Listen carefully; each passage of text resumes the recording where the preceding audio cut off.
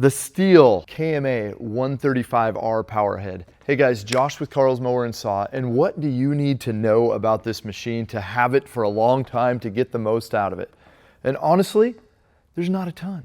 There's not a ton of maintenance, and that's what's pushing people to look at a battery tool. It's an easy machine to pick up, grab, toss the battery in, pull the trigger and go to work. I'm not worrying about pulling the rope. I'm not worrying about choking, priming, flooding. I'm not worried about gas going bad. I'm not worried about changing air filters and spark plugs. Oh, this sounds amazing. I don't have to do anything and it just works. And for the most part, that's true.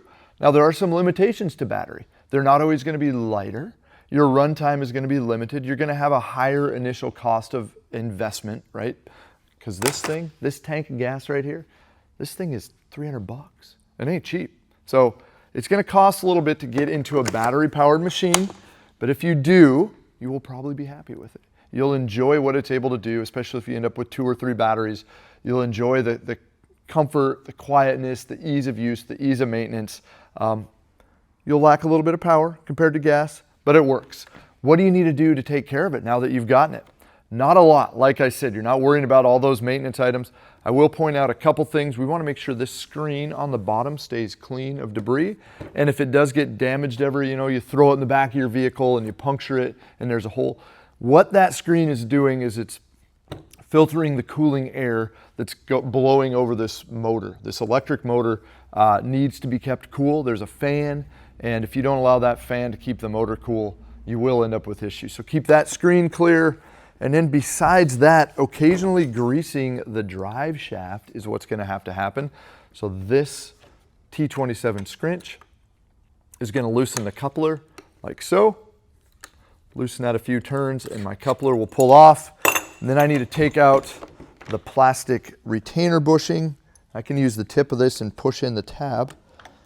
And out will come the drive shaft. And you'll see right now there is some grease on it, so it's doing its job. The STIHL Super Lube, the hedge trimmer grease that you get in the little tubes, that's what you want to use on this thing. Okay, I would do that once a year if I own a STIHL KMA 135. Let's put that shaft back in place, pushing the bushing all the way in, depressing the tab, click. Okay, we're good to go. Put the coupler back on,